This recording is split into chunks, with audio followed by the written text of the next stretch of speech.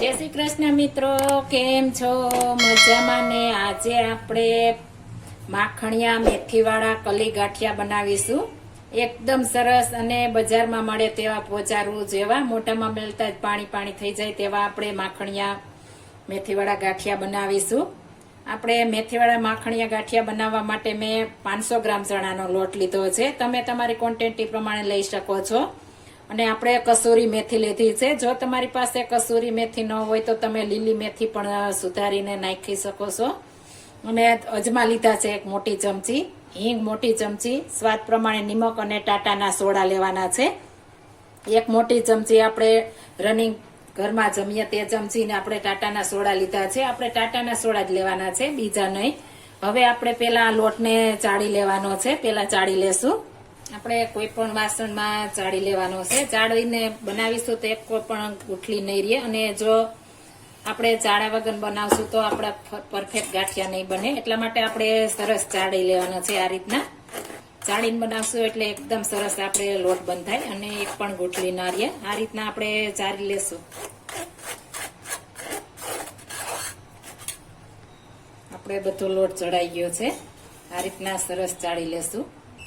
હવે આપણે બનાવી લેશું મસ્ત મજાનું પાણી. આપણે બ્લેન્ડર મારીને કરશું. જો બ્લેન્ડર ન હોય તો મિક્સરમાં પણ કરી શકો છો. હવે તેમાં આપણે 1 મોટો ચમચો તેલ નાખીશું. આપણે ફેટવાનું છે. એકદમ સરસ આપણે બ્લેન્ડર મારી દેશું એટલે એકદમ વ્હાઈટ આપણે દૂધ જેવું થઈ જશે. અને પાણી નાખી દેશું. મોણ આપણે મોટી ચમચી આવે તે નાખવાનું છે. આ રીતના મોટી ચમચી હોય તે પરફેક્ટ માપ સાથે. હવે તેમાં આપણે કસૂરી મેથી નાખી દેશું. હાથ વડે થોડી આપણે જોડી લેશું. અને જો આખી ફાવતી હોય તો આખી પણ નાખી શકો છો. આ રીતના આપણે નાખી દેશું.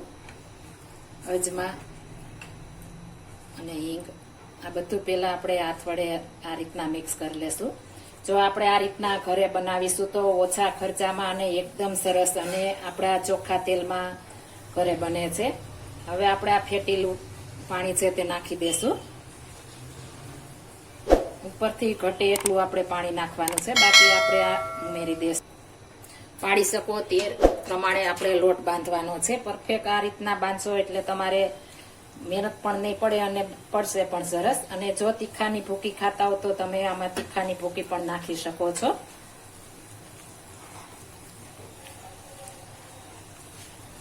આ સરસ આ રીતના ફેટી લેવાનો છે. જેમ ફેટશું તેમ આપણે મસ્ત બનશે.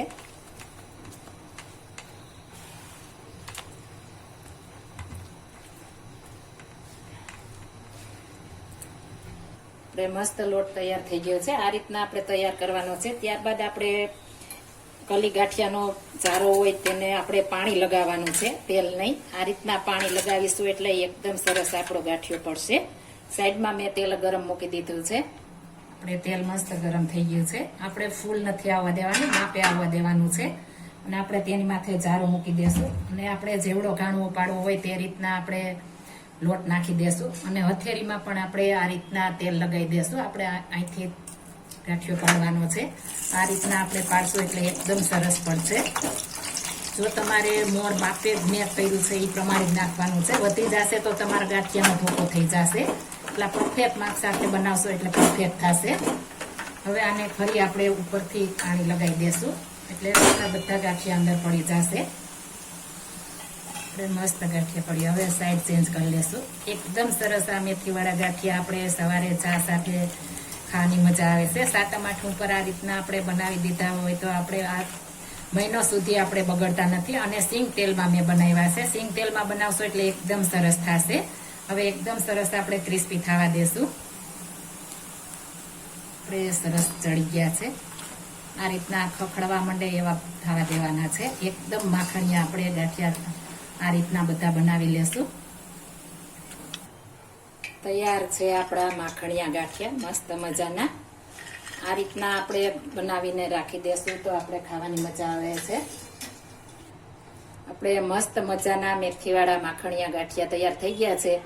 આપણે ઘરે બનાવ્યા હશે તો આપણે ઓછા ખર્ચામાં અને ઝાઝા બને છે. અને ખાવાની પણ મજા આવી જાય છે. અને આપણે બહારથી લઈએ છીએ તો તેમાં સોડા વધારે હોય છે. આપણે ઘરે બનાવીએ તો ઓછા સોડા હોય તો ખાવાની પણ મજા આવે અને નાના બાળકોને નુકસાન પણ ન કરે. આપણે મસ્ત મજાના મેથીવાળા માખણિયા કલી ગાંઠિયા તૈયાર થઈ ગયા છે. જો આ મારી રીત પસંદ આવી હોય તો મારી ચેનલ લાઈક, શેર અને સબસ્ક્રાઇબ કરી દેજો. ફરી મળીશું નવી રેસીપી લઈને. જય Shri Krishna. Thank you for watching guys.